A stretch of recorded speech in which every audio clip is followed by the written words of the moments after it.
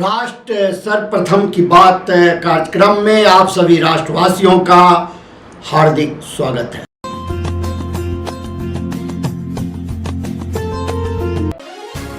पच्चीसवीं वर्षगांठ का जश्न मदर इंडिया पत्रिका की सिल्वर जुबली पर मदर इंडिया और राष्ट्र सर्वप्रथम अवार्ड से सम्मानित होंगे देश के सच्चे राष्ट्रभक्त।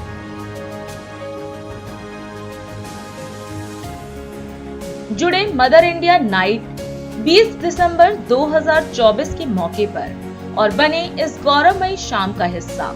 संपर्क करें 9910886465 पर।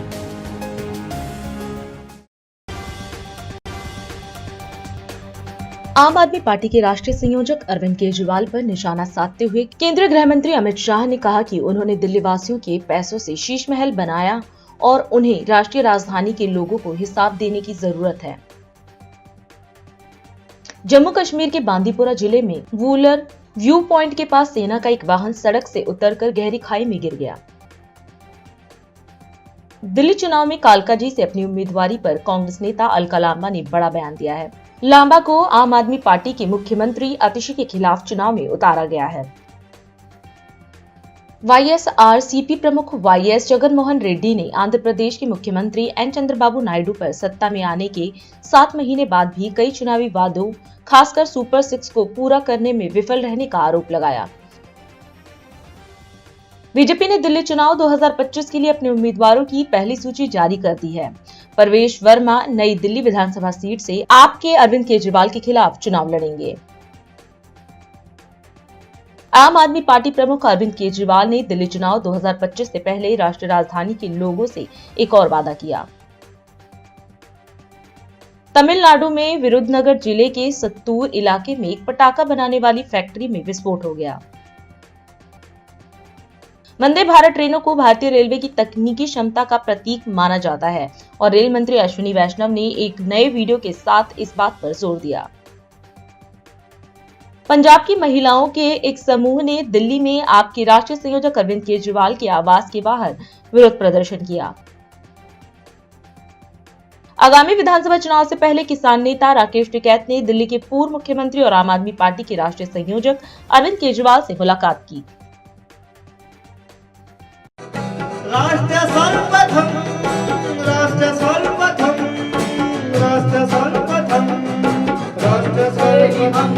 राष्ट्र सर्वप्रथम की बात ललित सुमन के साथ कार्यक्रम में आप सभी राष्ट्रवासियों का हार्दिक स्वागत है। राष्ट्र सर्वप्रथम की बात में हम आज बात करेंगे दिल्ली विधानसभा चुनाव को लेकर। चुनाव की तिथि अभी घोषित नहीं हुई है, लेकिन उम्मीदवारों का चयन होना, उम्मीदवार घोषित करने का सिलसिला चालू हो चुका है। सबसे पहले आम आदमी पार्टी ने अपने प्रत्याशियों की सूची जारी कर दी। पीछे कांग्रेस पार्टी द्वारा भी अपने अधिकांश उम्मीदवारों की सूची जारी कर दी गई। आज भारतीय जनता पार्टी के केंद्रीय नेतृत्व के महासचिव द्वारा 29 प्रत्याशियों की सूची जारी की गई है। उसके बाद यह चर्चा जोर पकड़ लिया कि देश की सबसे बड़ी पार्टी होने का दावा करने वाली भारतीय जनता पार्टी दिल्ली विधानसभा के चुनाव के लिए अपने प्रत्याशियों की जो सूची जारी की है वह मात्र पहली लिस्ट 29 की ही क्यों है? क्या भाजपा के पास उम्मीदवार नहीं हैं जो आम आदमी पार्टी का मुकाबला कर सके?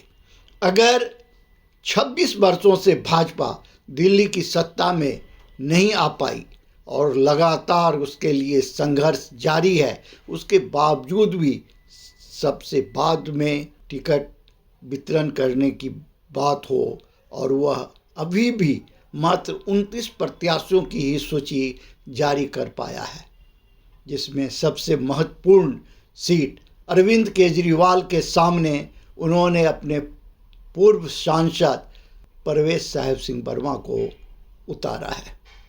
वहीं राजौरी गार्डन क्षेत्र से मनिंदर सिंह सिरसा को टिकट दिया है।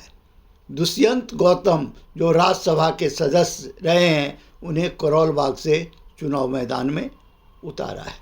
विजेंद्र गुप्ता को रोहिणी से टिकट दिया गया है।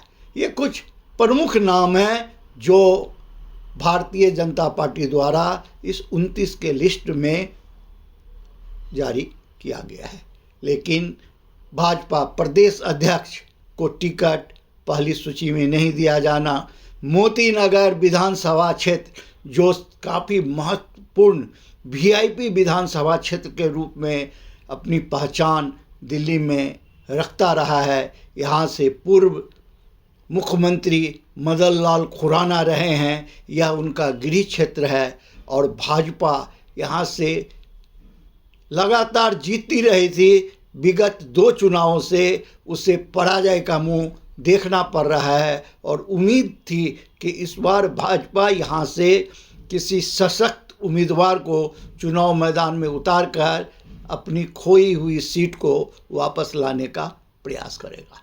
लेकिन प्रथम लिस्ट में मोती नगर विधानसभा का नाम नहीं होना भी चौंकाने वाला है।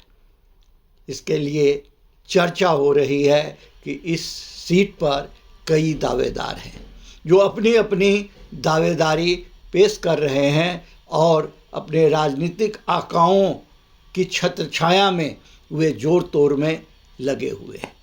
वहीं दूसरी ओर भारतीय जनता पार्टी यह तलाश कर रही है कि कौन ऐसा प्रत्याशी होगा जो मोती नगर विधानसभा की सीट वापस आम आदमी पार्टी से ला सके। राज्य सर्वप्रथम की बात में हम बात कर रहे हैं मोती नगर विधानसभा क्षेत्र की, जहां 2 बार लगातार आम आदमी पार्टी का प्रत्याशी चुनाव जीतने में सफल रहा है, जबकि यह गढ़ भाजपा का गढ़ रहा है, आरएसएस का गढ़ रहा है। यहाँ लगातार भारतीय जनता पार्टी के प्रत्याशी चुनाव मैदान में जीतते रहे, लेकिन लगातार 2 बार से भारतीय जनता पार्टी की हार कई सवालों को यहाँ जन्म दे रहा है। इसके लिए अगर दोषी माना जा रहा है तो यहाँ के उन कुछ नेताओं को दोषी माना गया जिनके गलत नीति के कारण भाजपा यहाँ कमज़ोर हुई। निगम की 3 सीट भाजपा यहाँ हार चुकी है। विधानसभा की सीट लगातार 2 बार से हार रही है, जबकि सांसद का सीट लगातार जीतने में भारतीय जनता पार्टी अब तक सफल रहा है। कांग्रेस हाथ पांव मारती रही, लेकिन कांग्रेस को यहाँ न तो जीत मिली, न ही वह जमानत बचा पाने में सफल रहा। वहीं आम आदमी पार्टी के प्रत्याशी भी संसदीय चुनाव में पराजय का मजा चखा, उन्हें भी जीत से जनता ने दूर रखा। लेकिन यह सोचने का विषय है कि आखिर जो दिल्ली की जनता लोकसभा चुनाव में लगातार भारतीय जनता पार्टी को वोट दे रही है और भाजपा के 7 प्रत्याशी को जिताने का काम कर रही है, वही आखिर विधानसभा के चुनाव में लगातार भाजपा को क्यों हरा रही है, क्यों निगम के चुनाव में भाजपा को हार का मुंह देखना पड़ा। ये कई सवाल हैं जिन सवालों का जवाब भारतीय जनता पार्टी के राष्ट्रीय नेतृत्व को खोजने की ज़रूरत है। हम आपको याद दिला दें कि दिल्ली के बेताज बादशाह के रूप में स्वर्गीय मदन लाल खुराना ने राज किया। डॉक्टर हर्षवर्धन उस मंत्रिमंडल में मंत्री थे। उस समय से लेकर लगातार भारतीय जनता पार्टी दिल्ली में मजबूत स्थिति में रही, लेकिन मदन लाल खुराना के हवाला कांड में नाम आने के बाद, इस्तीफा देने के बाद, जब साहेब सिंह वर्मा को दिल्ली की बागडोर सौंपी गई तो उम्मीद थी कि मदन लाल खुराना जब हवाला कांड से बरी होंगे तो उन्हें फिर से दिल्ली की बागडोर सौंप दिया जाएगा। लेकिन ऐसा नहीं हुआ। भारतीय जनता पार्टी ने सुषमा स्वराज को दिल्ली का मुख्यमंत्री बना दिया साहेब सिंह वर्मा के बाद, और प्याज का मुद्दा इतना गरमाया कि प्याज ने भारतीय जनता पार्टी के आंखों से आंसू निकाल दिया और भारतीय जनता पार्टी उस चुनाव में हार गई। और वो ऐसी हारी कि वह आज तक उस चुनाव के बाद से लेकर अब तक पुनः सत्ता में नहीं लौट पाई है। जबकि शीला दीक्षित लगातार 15 वर्षों तक कांग्रेस की बागडोर संभालती रही। लेकिन पिछले 3 चुनावों से जो नतीजा सामने आ रहा है वह यह है कि आम आदमी पार्टी लगातार सत्ता पर काबिज है। अरविंद केजरीवाल के नेतृत्व में आम आदमी पार्टी की सरकार लगातार चल रही थी। लेकिन शराब घोटाला कांड को लेकर अरविंद केजरीवाल के जेल जाने के बाद और जेल से जमानत पर छूटने के बाद दिल्ली की बागडोर अतीशी के हाथ में गई है, जो भी आम आदमी पार्टी की मुख्यमंत्री है। इस बार आम आदमी पार्टी के मुख्यमंत्री अतीशी के खिलाफ भी कांग्रेस ने अलका लांबा जैसी सशक्त नेत्री को चुनाव मैदान में उतार दिया है, जिसका चुनाव परिणाम तो अब मतदाता तय करेंगे कि मतदाता अलका लांबा को पसंद करते हैं या अतीशी को। लेकिन मुकाबला दिलचस्प होगा।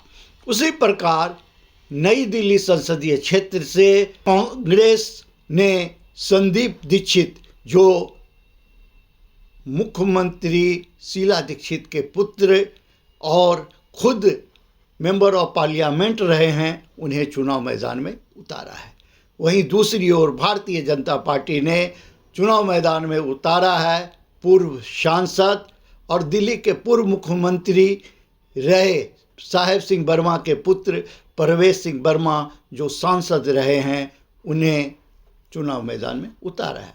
अरविंद केजरीवाल, परवेश साहेब सिंह वर्मा और संदीप दीक्षित तीनों अपने अपने जगह कद्दावर नेता हैं और तीनों आपस में एक दूसरे को कितना प्रभावित कर पाएंगे यह तो समय बताएगा। लेकिन मतदाता के पास इस बार ऑप्शन है, जो वो तीनों में से जिसे पसंद करे, जिनके कामों को देखे, समीक्षा करे और नई दिल्ली संसदीय क्षेत्र के विकास के लिए मतदान करे। राष्ट्र प्रथम की बात में हम आपसे आगे बात करेंगे प्रदूषण के मुद्दे पर, क्योंकि दिल्ली में फिर से एक बार प्रदूषण का स्तर बढ़ गया है। ग्रेप 3 पुनः लगा दिया गया है। अब सवाल यह उठता है, जब दिल्ली में ग्रेप 3 और ग्रेप 4 लगे थे और स्थिति में थोड़ी सुधार हुई थी, तो तुरंत ग्रेप 4 हटाने की क्या आवश्यकता थी? और जब ग्रेप 4 हटाया गया, ग्रेप 3 हटाया गया, तो फिर तुरंत इतनी जल्दी ग्रेप 3 लगाने की क्या आवश्यकता पड़ गई?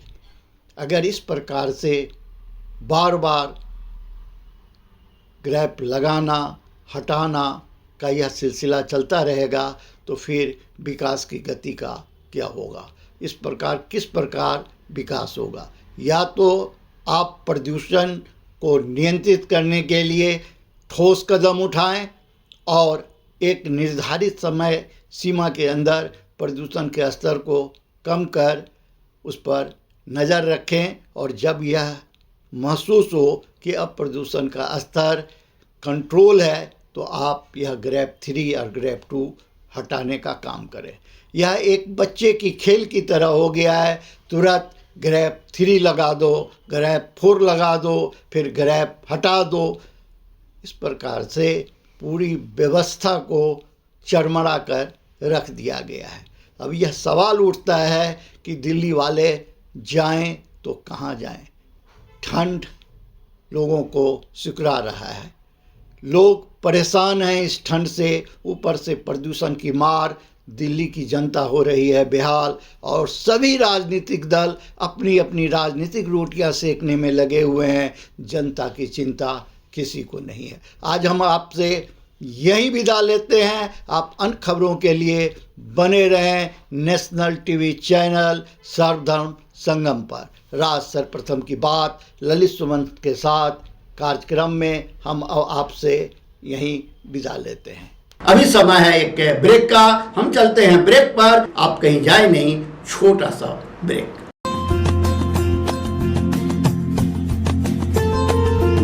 Kamal Buildtech Private Limited, fulfilling promises. With our professional team and experience of delivering projects, in past we guarantee you peace of mind and top quality work in an affordable price.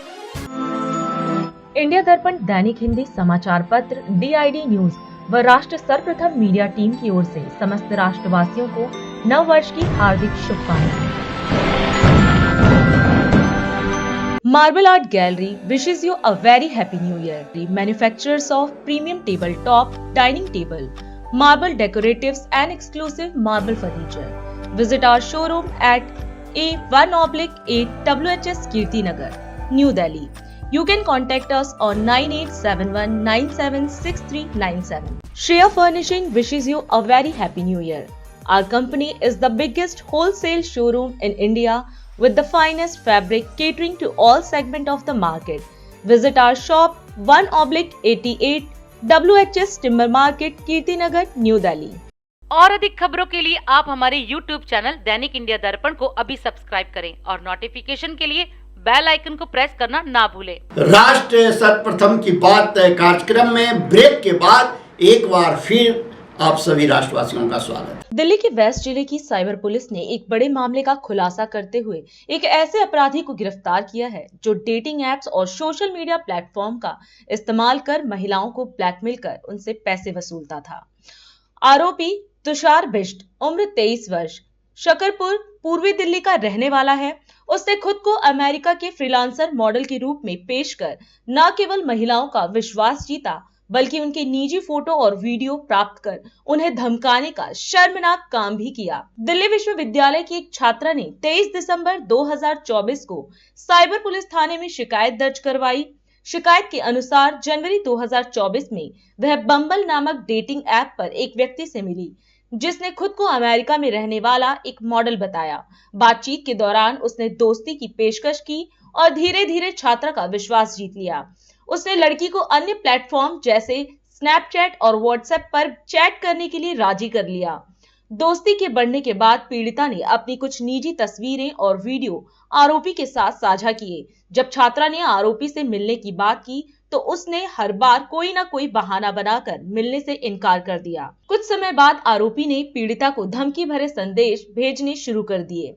उसने लड़की का एक निजी video उसे WhatsApp पर भेजा और पैसे की मांग करते हुए धमकी दी कि अगर उसने पैसे नहीं दिए तो वह वीडियो को सोशल मीडिया पर अपलोड कर देगा या किसी अन्य व्यक्ति को बेच देगा। आरोपी की धमकियों और मानसिक दबाव के कारण पीड़िता ने कुछ पैसे भेज भी दिए, लेकिन आरोपी ने और पैसे की मांग करते हुए उसे फिर से धमकाना शुरू कर दिया। इस घटना से छात्रा इतनी भयभीत और मानसिक रूप से परेशान हो गई कि उसने अपनी स्थिति अपने परिवार को बताई और फिर साइबर पुलिस में शिकायत दर्ज कराई। शिकायत मिलते ही पुलिस ने तुरंत कार्रवाई करते हुए मामला दर्ज किया। डीसीपी वेस्ट विचित्रवीर के अनुसार मामले की गंभीरता को देखते हुए एसआई गौरव, एएसआई दीपक, HC राकेश और कांस्टेबल संदीप की एक विशिष्ट टीम का गठन किया गया। इस टीम ने तकनीकी जांच और अन्य सूचनाओं के आधार पर आरोपी की पहचान की। जांच में पता चला कि आरोपी तुषार बिष्ट शकरपुर में रहता है। इसके बाद पुलिस ने शकरपुर इलाके में छापेमारी कर उसे गिरफ्तार कर लिया। पूछताछ में आरोपी ने खुलासा किया कि वह पिछले 2 वर्षों से एक वर्चुअल इंटरनेशनल मोबाइल नंबर का इस्तेमाल कर रहा था, जिसे उसने एक ऐप के जरिए प्राप्त किया था। इसी नंबर का उपयोग कर उसने बम्बल, स्नैपचैट और अन्य चैटिंग एप्स पर कई फर्जी प्रोफाइल बनाए। उसने अपने प्रोफाइल पर एक ब्राजीलियन मॉडल की तस्वीरें लगाई और खुद को अमेरिका का फ्रीलांसर मॉडल बताया, जो काम के सिलसिले में दिल्ली आया है। उसने अपनी फर्जी पहचान को वास्तविक दिखाने के लिए अपने प्रोफाइल पर कई कहानियां और पोस्ट भी डाले। जब लड़कियां उसकी फ्रेंड रिक्वेस्ट स्वीकार करती तो वह उनसे दोस्ती बढ़ाकर उनकी निजी तस्वीरें और वीडियो मांगता। प्राप्त सामग्री को वह स्क्रीन रिकॉर्डिंग के जरिए सेव कर लेता। शुरुआत में उसने यह सब केवल मनोरंजन के लिए किया, लेकिन बाद में उसने ब्लैकमेलिंग शुरू कर दी। आरोपी ने खुलासा किया कि उसने अब तक 500 से अधिक लड़कियों से बम्बल पर और 200 से अधिक लड़कियों से स्नैपचैट और व्हाट्सएप पर बातचीत की है। उसके पास कई लड़कियों की निजी तस्वीरें और वीडियो हैं, जिनका वह गलत इस्तेमाल करता था। आरोपी के पास से पुलिस ने एक मोबाइल फोन बरामद किया, जिसमें कई आपत्तिजनक डेटा और 60 से अधिक व्हाट्सएप चैट रिकॉर्डर्स पाए गए। इसके अलावा 13 अलग अलग बैंकों के क्रेडिट कार्ड और एक वर्चुअल इंटरनेशनल मोबाइल नंबर भी बरामद किया गया। आरोपी के 2 बैंक खातों की पहचान हुई है, जिनमें से एक में पीड़िताओं द्वारा ट्रांसफर की गई राशि का रिकॉर्ड मिला है। दूसरे खाते की जानकारी अभी जांच के दायरे में है। डीसीपी वेस्ट विचित्रवीर ने बताया कि मामले में अब तक 4 अन्य महिलाओं की जानकारी मिली है, जिन्हें आरोपी ने इसी तरह से ब्लैकमेल कर पैसे वसूले। आरोपी के मोबाइल फोन में मिली सामग्री और बैंक खातों का गहराई से विश्लेषण किया जा रहा है। तुषार बिष्ट एक मध्यम वर्गीय परिवार से है। उसके पिता निजी ड्राइवर हैं, मां गृहिणी है और बहन गुरुग्राम में काम करती है। आरोपी ने बीबीए की पढ़ाई की है और पिछले 3 वर्षों से नोएडा की एक निजी कंपनी में तकनीकी भर्ती के पद पर काम कर रहा था। उसने स्वीकार किया कि उसने यह सब लालच और युवा लड़कियों के साथ रोमांटिक संबंध बनाने के इरादे से किया। पुलिस मामले की आगे की जांच कर रही है, ताकि अन्य पीड़िताओं को न्याय दिलाया जा सके। 13 दिसंबर 2024 को पश्चिमी जिले के साइबर पुलिस स्टेशन में एक शिकायत एक युवती ने दी थी, जिसमें कि उन्होंने कहा था कि एक व्यक्ति से जिससे उनकी मुलाकात एक सोशल मीडिया डेटिंग ऐप के थ्रू हुई थी, उसने उनके कुछ एक व्यक्तिगत और निजी फोटोग्राफ्स और वीडियोग्राफ्स अपने पास रखे हैं और उसके थ्रू वो उनसे पैसे की डिमांड कर रहा है। शिकायत का तुरंत संज्ञान लेते हुए हमने उसमें एक एफआईआर दर्ज की। फर्दर जब इन्वेस्टिगेशन उसमें करी गई तो उसमें हम एक व्यक्ति तक पहुंचने में कामयाब रहे, जिसकी पहचान तुषार बिष्ट के रूप में हुई। तुषार बिष्ट करीब 22-23 साल की उम्र का एक व्यक्ति है, जिसने बहुत सारी ऑनलाइन डेटिंग वेबसाइट्स पर अपने प्रोफाइल्स बना रखे हैं और अपने आप को एक मॉडल के रूप में उसने वहां पे पेश किया। कुछ एक फोटोग्राफ्स भी उसने एक वेल नोन मॉडल्स के वहां पे लगाए हुए थे। इसके थ्रू वो 18 से 30 की उम्र की युवतियों को संपर्क करता था और उनका विश्वास जीतने के बाद उनके फिर निजी फोटोग्राफ और वीडियोग्राफ वो उनसे चैट के माध्यम से लेके और बाद में उन्हें फिर अप्रोच करता था और उनसे पैसे की डिमांड करता था। ये पहचान होने के बाद में उस युवक को गिरफ्तार कर लिया गया। जब उससे फर्दर पूछताछ करी गई तो उसने खुद स्वीकारा है कि उसके मोबाइल फोन में सैकड़ों इस तरह के लड़कियों के निजी फोटोग्राफ्स और वीडियोग्राफ्स हैं और खुद से उसने पैसे की डिमांड भी की है। मामले की गंभीरता और मामले की सेंसिटिविटी को ध्यान में रखते हुए हमारा जो महिला स्टाफ है वो विक्टिम्स जो डिस्क्लोज करे हैं उसने एक्यूज ने उनको अप्रोच कर रहा है कि वो शिकायत देने के लिए यदि आगे आना चाहते हैं तो हम उस पर भी कार्रवाई करेंगे। साथ ही साथ उसका मोबाइल सीज करके हमने फॉरेंसिक एग्जामिनेशन के लिए भेज दिया गया है, जिससे कि और भी उसके जो क्रियाकलाप हैं उनको डेटा निकालकर और उसके खिलाफ हम पुख्ता सबूत इकट्ठा कर पाए। फर्दर यदि कोई विक्टिम्स हमारी जानकारी में आते हैं और इस इन्वेस्टिगेशन को आगे बढ़ाया जाता है तो उसकी जानकारी आपके साथ साझा कर दी जाएगी। Marble Art Gallery wishes you a very happy new year. The manufacturers of premium tabletop, dining table, marble decoratives and exclusive marble furniture. Visit our showroom at A1/8 WHS Kirti Nagar, New Delhi. You can contact us on 9871976397. Shreya Furnishing wishes you a very happy new year. Our company is the biggest wholesale showroom in India with the finest fabric catering to all segments of the market. Visit our shop 1/88 WHS Timber Market, Kirti Nagar, new Delhi. प्रधानमंत्री नरेंद्र मोदी ने आज नई दिल्ली के प्रतिष्ठित भारत मंडपम में ग्रामीण भारत महोत्सव 2025 का भव्य उद्घाटन किया। इस साल के महोत्सव का विषय विकसित भारत 2024 के लिए एक सुदृढ़ ग्रामीण भारत का निर्माण है। अपने संबोधन में प्रधानमंत्री ने देशवासियों को 2025 की शुभकामना देते हुए कहा कि नए साल की शुरुआत में इस आयोजन का महत्व खास है, क्योंकि यह भारत की विकास यात्रा और ग्रामीण क्षेत्र की ताकत को प्रदर्शित करता है। उन्होंने इस सफल आयोजन के लिए नाबार्ड और अन्य सहयोगियों को हार्दिक बधाई दी। प्रधानमंत्री ने कहा कि गांव की आत्मा और उनका महत्व केवल वहां रहने वालों तक सीमित नहीं है, बल्कि हर भारतीय के दिल में बसता है। उन्होंने जोर देकर कहा कि गांव की ताकत और क्षमता भारत के समग्र विकास का आधार है। आप सभी को वर्ष 2025 की बहुत बहुत शुभकामनाएं। वर्ष 2025 की शुरुआत में ग्रामीण भारत महोत्सव का ये भव्य आयोजन भारत की विकास यात्रा का परिचय दे रहा है, एक पहचान बना रहा है। मैं इस आयोजन के लिए नाबार्ड को, अन्य सहयोगियों को बहुत बहुत बधाई देता हूं। साथियों, हम में से जो लोग गांव से जुड़े हैं, गांव में पले बड़े हैं, वो जानते हैं कि भारत के गांवों की ताकत क्या है। जो गांव में बसा है, गांव भी उसके भीतर बस जाता है। जो गांव में जिया है, वो गांव को जीना भी जानता है। मेरा ये सौभाग्य रहा, मेरा बचपन भी एक छोटे से कस्बे में एक साधारण परिवेश में बीता और बाद में जब मैं घर से निकला तो भी अधिकांश समय देश के गांव देहात में ही गुजरा और इसलिए मैंने गांव की समस्याओं को भी जिया है और गांव की संभावनाओं को भी जाना है। मैंने बचपन से देखा है कि गांव में लोग कितनी मेहनत करते रहे, लेकिन पूंजी की कमी के कारण उन्हें पर्याप्त अवसर नहीं मिल पाते थे। गृह मंत्री अमित शाह ने आज नई दिल्ली में सुषमा भवन नामक कामकाजी महिला छात्रावास का उद्घाटन किया। इस अवसर पर उन्होंने जनता को संबोधित करते हुए दिवंगत सुषमा स्वराज को भारतीय जनता पार्टी की महान नेता में से एक बताया।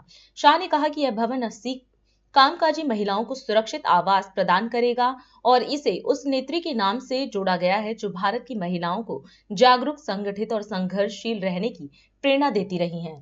कुछ समय पहले बांसुरी जी आयुष्मान भारत के फायदे को लेकर दिल्ली वासियों को वंचित रखा जा रहा है, इसके लिए मुझे मिलने आई और उस वक्त उन्होंने कहा कि एक वर्किंग वुमन के लिए हॉस्टल उनके क्षेत्र में बनने जा रहा है और इसका नाम सुषमा भवन रखा जा रहा है। तब मैंने कहा था मुझे हॉस्टल का साइज नहीं पूछना है, मगर सुषमा जी के नाम से अगर एक वर्किंग वुमेन का हॉस्टल बन रहा है तो मैं जरूर आऊंगा और आप मुझे आमंत्रित करिए। तो आज ये निमंत्रण मैंने मांग कर लिया हुआ निमंत्रण है कि इसका उद्घाटन मेरे हाथ से हो, ये मेरे लिए आनंद का विषय है, क्योंकि इस भवन में जो करीब 80 बहनें काम करेगी, उनके सुरक्षित रहने की सुविधा एक ऐसी नेत्री के नाम से जुड़ रही है जो भारत भर की महिला शक्ति को जागरूक, संगठित और संघर्षरत रहने की हमेशा के लिए प्रेरणा स्रोत रही। सुषमा जी हम सब भारतीय जनता पार्टी के कार्यकर्ताओं के लिए हमेशा पार्टी की एक बड़ी महान नेता के रूप में चिरस्मरणीय तो रहेगी, मगर भारत के संसदीय राजनीति के इतिहास में सुषमा जी एक ऐसी व्यक्ति है जो एनडीए 1, एनडीए 2 दोनों सरकारों में महत्वपूर्ण विभागों की मंत्री रही, परंतु सुषमा जी को विदेश मंत्री या स्वास्थ्य मंत्री के रूप में इतिहास नहीं जानेगा। सुषमा जी को इस देश का लोकतांत्रिक इतिहास एक संघर्ष करने वाली विपक्ष की नेत्री के रूप में हमेशा याद रखेगा।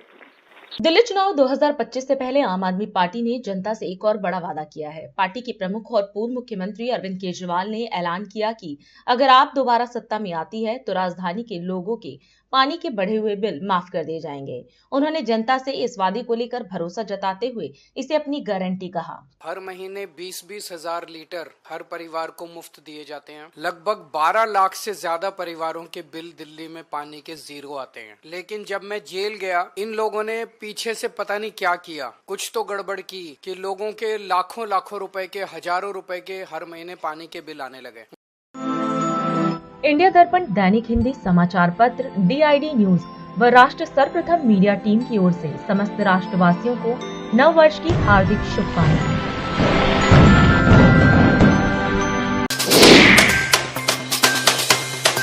आज हम इस कार्यक्रम में आपसे विदा लेते हैं। आप अन्य खबरों के लिए बने रहे। राष्ट्र सर्वप्रथम, वंदे मातरम, जाग उठा है भारत। राष्ट्र सर्वप्रथम राष्ट्र सर्वप्रथम राष्ट्र सर्वप्रथम राष्ट्र सर्वप्रथम